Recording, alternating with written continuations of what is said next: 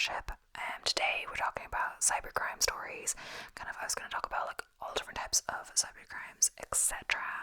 But I think it's more interesting if I just do like cybercrime stories, etc. So,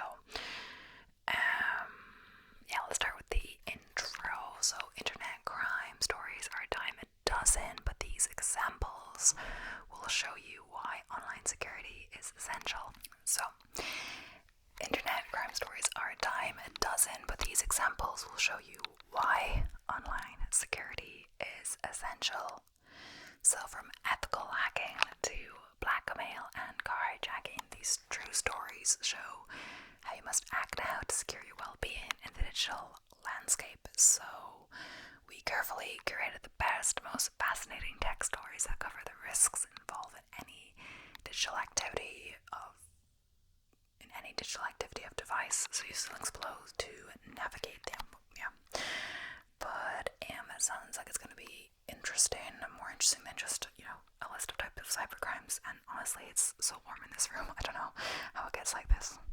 The first one is the mom whose laptop was locked down by a ransomware attack. So 2 days before Thanksgiving, Alina's mother got hit by a random ransomware attack. 5,726 files got locked by crypto wall and encryption malware so powerful it is almost impossible to recover the information.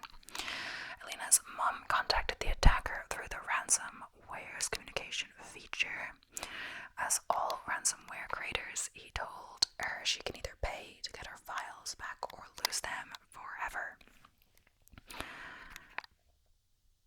By backing up her files 6 months ago, she decided that losing half a year's worth of photos, documents, and other files was too much, and so decided to pay the ransom.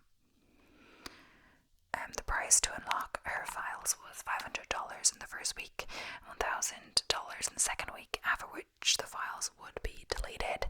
So payment was done in Bitcoin, a complicated process which she had to learn on the fly. So because of a major snowstorm that closed down the banks, Alina's mom couldn't pay the ransom in the first week and ended up having to plead with her attacker to not increase the price to $1,000. Surprisingly, he accepted and gave her the key to unlock her files. However, no one should ever pay a ransom. The risks far outweigh the benefits. So, Tom was blackmailed because of his hacked Ashley Madsen account. So sometimes it's not your fault. The websites you use get hacked and your information is exposed. Your instinct will be to say, but I don't have anything to hide. Well, that's not exactly true, is it? Tom started using Ashley Madsen several years prior to being hacked in 2015 as a way to cope with his strained marriage. After the Ashley Madsen hack, cybercriminals contacted him and demanded $500 to remove his name from a publicly searchable registry. If not, they would also send an email to his family informing them of Tom's affair. Tom refused, believing that if he paid them, they would know that he had something to lose and could be blackmailed further. He was wise, but that didn't mean he didn't suffer. In the end, Tom had to live knowing his affairs on AM could be exposed at any time by the hackers. Moreover, there were also people who took it upon themselves to impart justice on people in circumstances they couldn't or wouldn't understand. How ethical hackers took over her PC. So, Sophie is a technology reporter at the Daily Telegraph. As part of an assignment, she accepted to be part of an ethical hacking experiment. Basically, a group of ethical hackers would try to compromise her system without her knowing how, when, where. Sophie only knew that it would happen at some point. For a whole month, the hackers did extensive research on Sophie, crawling through her Twitter and Facebook pages, Daily Telegraph articles, and even found out her date of birth from a website on Family Tree. Almost 2 months after the experiment began, the hackers launched their attack. They pretended to be whistleblowers in control of sensitive government information and sent her an email with some of the files attached. The malware infection occurred the moment she opened the file, and the attackers got access to everything, including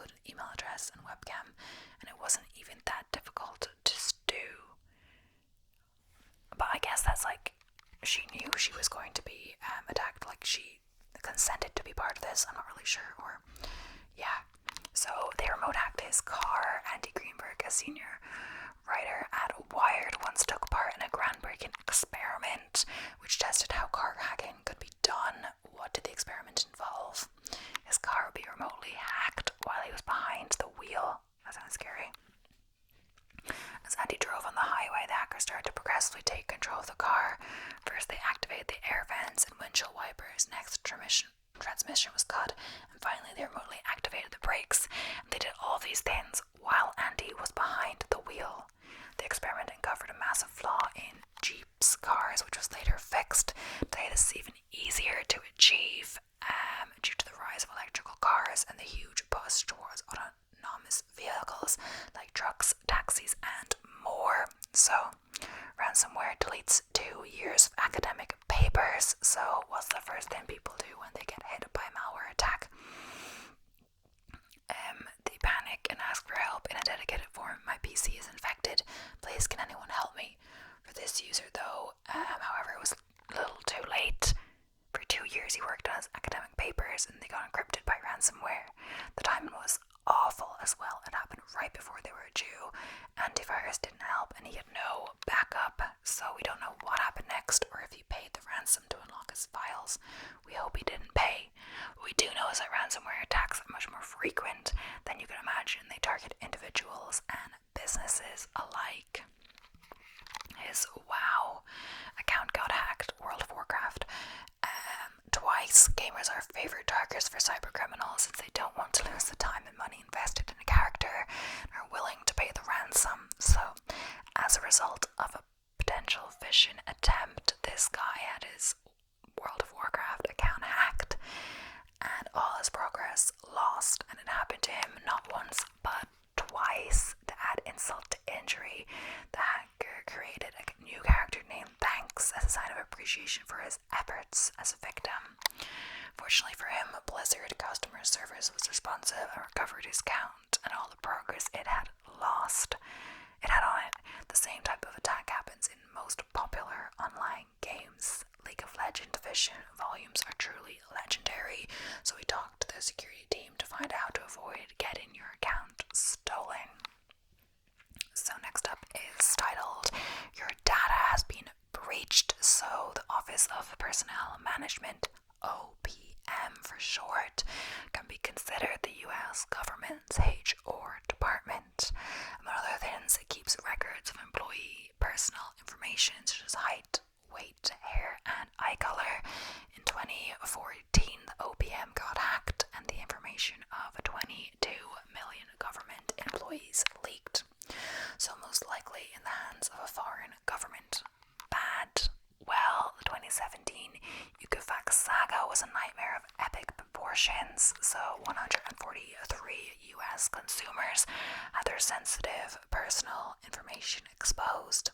That's 44% of the population, and today we're still seeing reports of more Equifax leaks. Odds are, if you're a US citizen, your info is floating around on the dark web, at the mercy of cybercriminals. What do you think the US government did to deal with the Equifax hack? After less than 1 month since the incident, the IRS awarded Equifax a contract for fraud detection. Currently, it's up to you and you alone to protect your identity.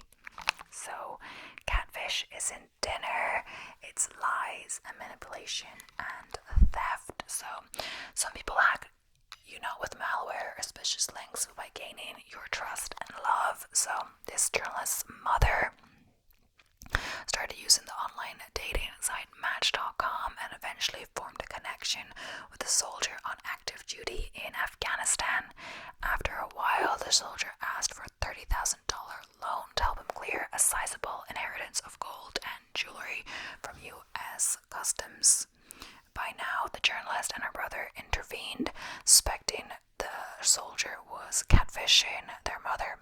In online slang, catfishing means pretending to be someone else in order to extract financial gain, or it can be a twisted way to get attention and affection. Yeah, I don't think it's always like financial gain. It can be different things. It can be payback or, In the Match.com case, the victims confronted the man with their suspicions and other evidence they had accumulated over time. The supposed soldier revealed he was a man from Ghana trying to support his sisters and scam people online was the best way he knew how to do that. So Hillary Clinton's aides got phished and lost the election. Unless you've been living under a rock, you definitely know why Hillary Clinton lost the US election to Donald Trump. One of the biggest scandals of the decade was the Hillary Clinton leaked emails. Do you know how that happened? John Podesta was phished. Yes, the chairman of Hillary Clinton's campaign fell prey to a phishing attack. He received a suspicious mail and he wanted to flag it, but he made a typo. When forwarding the phishing email to a computer technician, he wrote, "This is a legitimate email," instead of illegitimate. This gave hackers from Russia access to about 60,000 emails of Podesta's private Gmail account. They stole all that data, gave it to WikiLeaks, and the rest is actual history. The FBI laid-back approach meant that Russian hackers were able to roam inside the DNC computer systems for almost 7 months before Democratic officials finally realized the gravity of the attack and brought in external cybersecurity experts. He fell prey to the same scam twice and lost $1,350. So in 2007, Justin was at a difficult point in his life. Unemployed with a weak skill set and verging on alcoholism, Justin decided to turn his life around by moving to Italy. So determined to find a cheap flight, Justin searched for sellers of frequent flyer miles. He found 2 sellers and talked to them over the phone. One of them even sent him a photo of his driver's license in a twisted sequence of events. Both of them scammed him for a total sum of $1,350. Sounds unlikely. Think again. Justin tried to find a cheap shortcut and get that too good to be true deal and began blind to any potential scammers. Plus, the phone conversations and photos helped dispel any suspicions he might have. This is how many scamming attempts succeed, by preying on people who give in to the fear of missing out. Who would want to be you? Some can even become you. So one day Laura received a call from her credit card company saying someone else had tried to obtain a credit card using her name, address, and social security number. Before telling the police, Laura decided to assess the damage and look over her credit card reports. The impersonator had gotten so deep into the system, she managed to override Laura's answers to the security questions. Eventually, she guessed the answers and saw the extent of the damage. The impersonator had created more than 50 accounts in Laura's name and got credit for utilities such as heat, cable, electricity, and even a newspaper subscription. What's more, the companies went after Laura in order to get their money back. After notifying the police and tracking down the impersonator, Laura got a court order and managed to fix a lot of the damage, but only after a lot of sweat and stress. So while her case was a fortunate one, few people share her luck, and this story should act as a reminder to always safeguard your personal information. So another stolen identity case created a buzz on Reddit. The user had an argument with an old roommate who then decided to take revenge. He created social media accounts using the victim's name, photoshopping the person with an ISIS flag and posting questionable content. So when your workplace, a gaming giant, gets hit. So in late 2014, one of the biggest and most expensive hacks ever recorded took place at Sony, and one employee reveals the inside situation. It took around a week for people who worked at Sony to get a grasp of the seriousness of the situation. Sony refused to inform them about the extent of the damage, so instead they had to rely on news sources to get updated. The next week after the attack, Sony employees found themselves thrown into the pre-PC age. Half the company's 6,800 computers and servers were rendered dead, and all of their information stolen and deleted. As a result, employees had to rewrite every single deleted file by hand. Paper became the main form of communication, used in written memos and to-do lists. Even their salaries were paid using handwritten checks. The damage didn't stop there. The hackers got a hold of employee personal information. The source of the article had to change all her credit card passwords of Facebook, Amazon, and eBay accounts, almost 30 accounts in total. So next up is the casual public Wi-Fi hack. Martin, I'm not sure how you say that, a Dutch journalist and correspondent, entered a busy Amsterdam cafe with Wouter Slotboom, an ethical hacker. Within a few minutes, Slotboom had set up his gear, consisting of a laptop and a small black device, and connected to the coffee house's Wi-Fi. Soon enough, his laptop started to display what other people in the cafe were doing on their devices, what games they were playing, what apps they had installed, Google searches, password and email accounts, and more. All you needed was around $80 to $90 worth of software and equipment and average intelligence, and that was it. A few minutes was all it took to get a hold of a few dozens users' personal information. Slotboom's small black device could fool a phone into connecting to his own Wi-Fi network, giving him control of the entire traffic coming and going from a device. So if Slotboom wanted to, he could wait until one user wrote in his email address and password, then take it over. With it, he could control most of the services registered on that email. While you don't need to be paranoid every time you connect to public Wi-Fi, it's best if you know the risks of doing so. Customer support falls prey to a social engineering hack. So what happens when customer support gives away your information? This Amazon user's tale is an insightful one. So an impersonator once found out some of Eric's fake information he used to register a website by looking into a public who is registry for website owners. The impersonator then used Eric's fake information in a conversation with an Amazon's customer support representative, found out his real address and phone number. Using Eric's real information, the impersonator got in touch with various services and even managed to issue a new credit card in Eric's name. Eric got wind of his impersonator's efforts by reading the customer support transcripts and also found out his real purpose: to get the last 4 digits of his credit card. Amazon didn't do anything to protect Eric's account, even though he repeatedly signaled the problem. So he finally decides to switch from Amazon to Google. As a parting note, he gets an email from Amazon implying they've provided the impersonator with the last 4 digits of his credit card.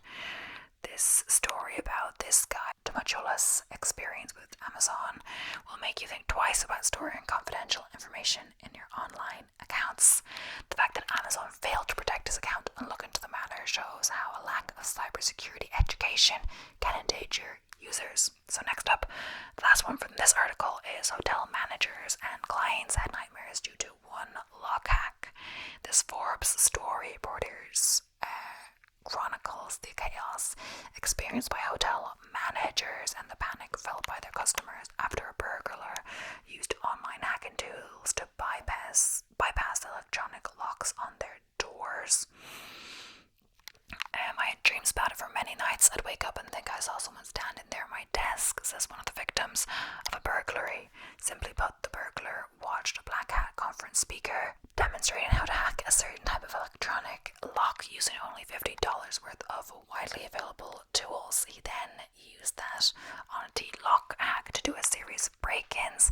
How did this cautionary tale end? On a bittersweet note, the original burglar is serving a prison sentence, but the electronic locks in question can still be easily hacked.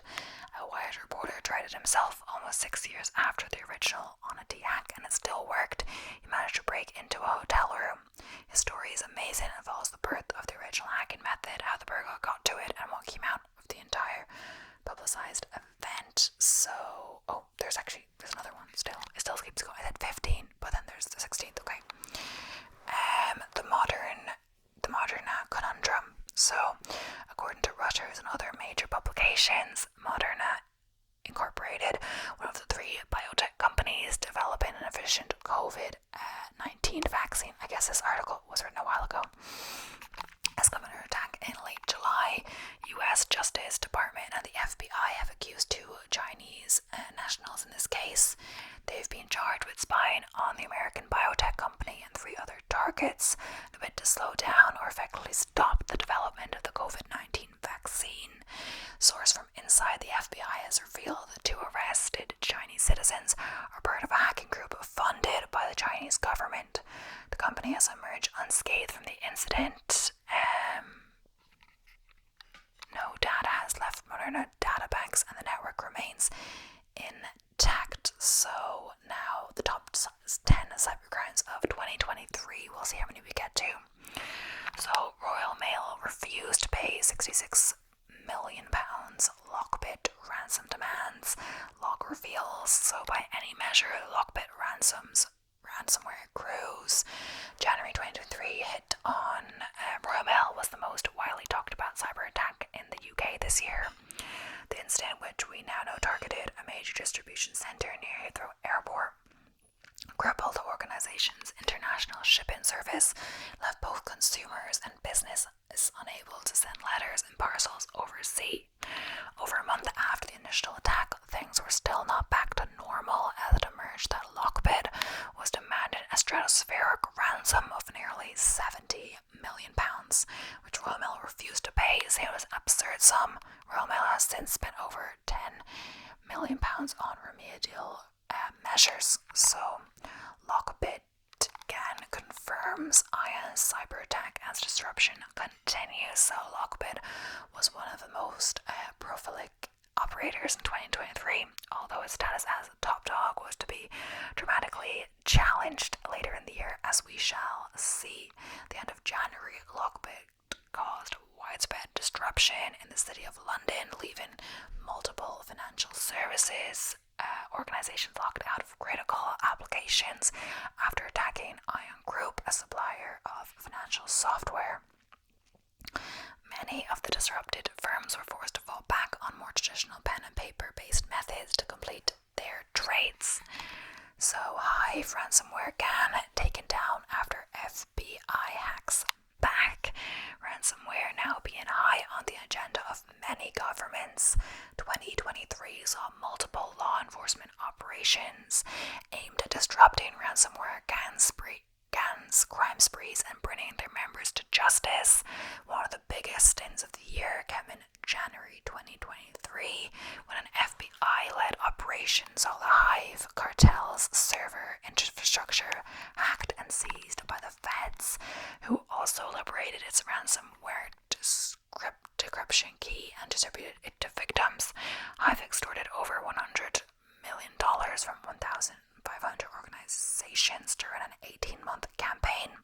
Its loss was not mourned. Rubik customer partner data exposed impossible clop attack. So storage turned security tech firm Rubrik found itself in the headlines in March 2023 when the clop ransomware crew exploited a flaw in a managed file transfer MFT product. Fortress go anywhere to access its systems and compromise its data. On the face of it, you might consider this a fairly standard cyber attack, but this was in fact part of a wider campaign exploiting Go Anywhere, in which Clock attacked over 130 known victims, and it heralded something even worse by the breaking of thumbs. Something wicked this way comes. I'm honestly not sure what all of this means. Researchers see surge in scam websites linked to Kin's coronation, but first this: you could easily be forgiven for thinking it was a ransomware all the way down, but cybercriminals aren't all ransomware operators targeting large businesses. Some of these are just trying to fleece the man on the Clapham omnibus for a few quid. These crooks will use any likely lure to convince their marks to hand over some cash, and the coronation of King Charles III was a biggie. As the big day approached, Kaspersky's research teams observed a surge in scam websites, generally flogging commemorative plates and mugs that were in fact harvesting credit card details and other credentials. So pig butchers caught using ChatGPT to con victims. To pig butchering, a somewhat indelicate term used to describe a romance scam in which targets are duped into handing over their money to cyber criminals in the form of cryptocurrency, having been supposedly lured in by a new love interest. I guess it's like catfishing. In 2023, these scams took a new twist thanks to the event of generative artificial intelligence. Gen AI chatbots such as ChatGPT and criminals were quick to adopt these tools. In one instance, they got caught when a victim turned suspicious after they accidentally copied and pasted an AI message that read as a like humans. Oh yeah, that makes sense. So next up, victims of MOVEit SQL injection 0-day mount up. This is the big one. At the end of the day, Progress Software disclosed and patched a serious 0-day vulnerability in its MOVEit MFT product, but not before the Clop ransomware crew had used against a wide range of targets. Over the following weeks, myriad victims came forward, including the BBC, Boots, British Airways, and Ofcom. Many UK victims were attacked through payroll and HR software firm Zealous. The MOVEit attack proved particularly notable as they heralded a new trend of cyber extortion, without a ransomware locker being deployed to encrypt victims' data. This was possibly a result of Clop being too busy with the volume of victims it had to handle. It's also likely because in the cyber criminal quest for coin, moving one layer of complexity from the question would seem a smart choice. So, Okta confirms link to cyber attack on Las Vegas casinos. A series of high-profile attacks on Las Vegas casino operators MGM Resorts and Caesars Entertainment in September put cybercrime back on the desks of primetime newsreaders. An audacious series of heists, which one observer referred to as the Ocean's 11 of the cyber age, an alphabet of the Alpha V Black Cat gang known as Scattered Spider caused havoc in Sin City after using social engineering against the victims' IT help desks and gaining control of privileged accounts for their Okta identity and access management services. Something that was confirmed by both Okta, CISO, and the gang itself, which posted a lengthy article explaining how it did it. A wider compromise of Okta's support system later spread to encompass a number of other tech firms, and subsequently being found to have affected basically every customer that's ever used its help desk service. So CISA reveals how Lockbit hacked Boeing via Citrix Bleed. So when the cyber history books are read in, prolific ransomware crews like Lockbit will loom large over the early 2020s. And the gang was still in action at the end of 2023. This time exploiting a 0-day in Citrix NetScaler application delivery controller and NetScaler Getaway, which is now known as Citrix Bleed. Similar to how Clop was able to exploit MFT services to target victims, Lockbit has apparently used Citrix Bleed flaws in widely used networking products to target a wide range of victims. Probably its most high-profile target was aircraft manufacturer Boeing, and in mid-November, US cyber agency CISA published in-depth details of how Lockbit was able to attack Boeing. So, last up on this article is Raisida gang stole hundreds of gigabits of British library data. So, we end 2023 as we began with the devastating cyber attack on a venerable British institution, the British Library, which was recently targeted by the Raisida ransomware gang in an incident that caused severe disruption in the British Library's work and is still ongoing. Well, when the time of the article was written, Raisida compromised its customer relationship management databases and stole over 600 gigabytes of data on library patrons. This data was subsequently leaked on the dark web. The Raisida gang is a new operation that's already making its mark and more recently attacked the systems of a private London hospital, most famous for treating members of the royal family. The gang claimed to have stolen medical data on the royals, although this is likely not true. So biggest cases of all time.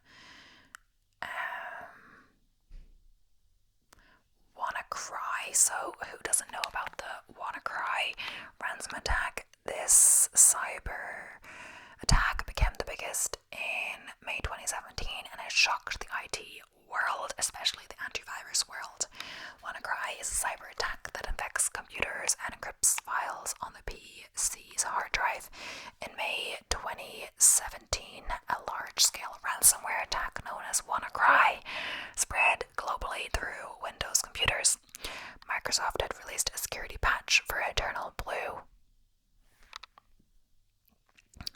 The exploit that allowed WannaCry to propagate nearly 2 months prior. So, however, many Windows users had not updated their software or used an out-of-date version of Windows and were so vulnerable to the attack. A global ransomware attack infected an estimated 230,000 computers across 150 countries in just hours. Security researcher Marcus Hutchins discovered a kill switch that dramatically slowed the attack spread. Here's a screenshot footage from SecureList, and it's just there. So many factors that made the initial spread of WannaCry so important and famous, with attacks aimed at important systems such as National Health Service, NHS in the UK. So, based on the FBI Internet Crime Report, reported that complaints about ransomware attacks grew by 20% in the US in 2020. So, globally, the number of attacks increased by over 60% between 2019 and 2020. Not only are ransomware attacks increasing, but they're also becoming more prominent. Not beta ransomware, so not beta or beta, PETYA, is the name of the malware that was discovered in 2016. It is inspired by a fictional Soviet satellite from the James Bond film GoldenEye 1995. Beta has an average penetration rate, but its encryption technique is unusual. The beta ransomware, disguised as a PDF file, spread through phishing emails.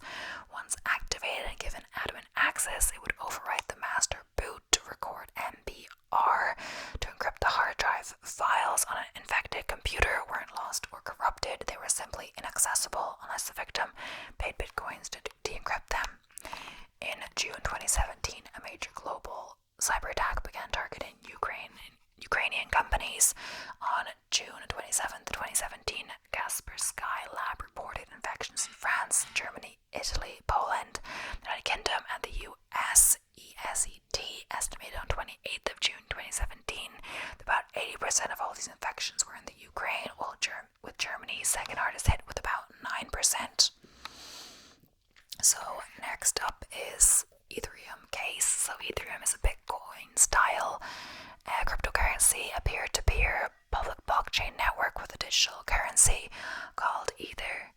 Cryptocurrencies like Bitcoin, Ethereum, Litecoin, and Dogecoin are virtually or digital currencies that use cryptography to secure their transactions. A blockchain is a public ledger that records all of a cryptocurrency's transactions.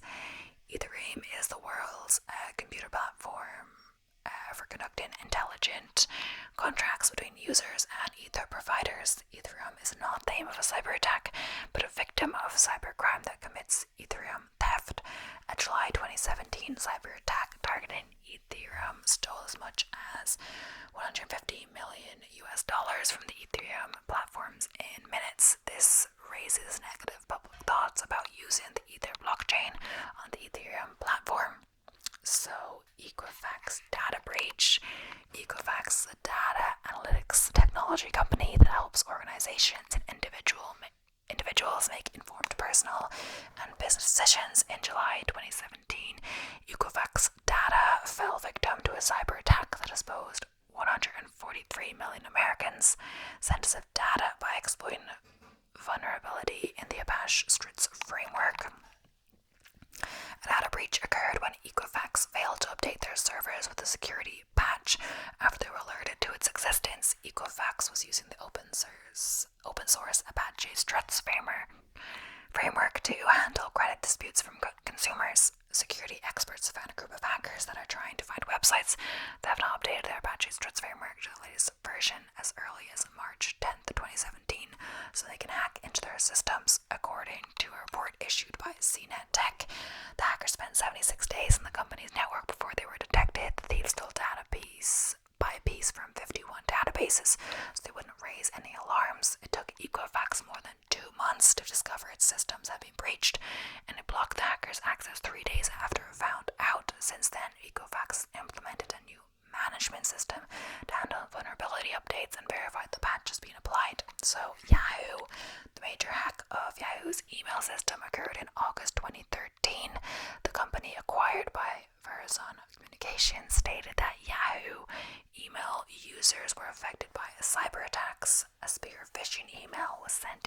early 2014 to a Yahoo company employee, tricking the person into clicking on a link.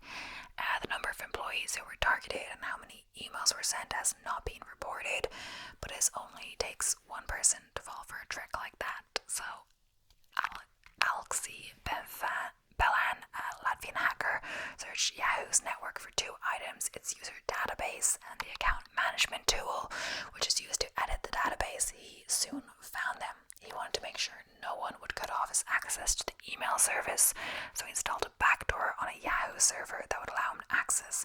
And in December 2014, he stole a backup copy of Yahoo's user database and transferred it to his own computer. The database included names, phone numbers, and recovery questions and answers for each account. The account management tool didn't allow text searches for usernames, so hackers turned to recovery email addresses. Sometimes they identified targets by their recovery email addresses. Throughout the process, Belan and his colleagues had an air of professionalism about them. They generated cookies for only 6,500 of the approximately 500 million accounts they potentially had access to.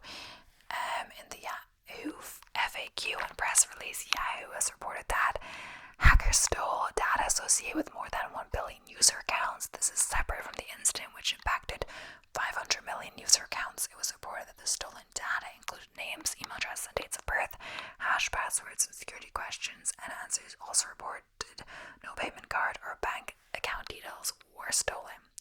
So, GitHub in February 2012, the GitHub hosting service center was hit by DDoS cyber attack of up to 1.35 terabyte per second.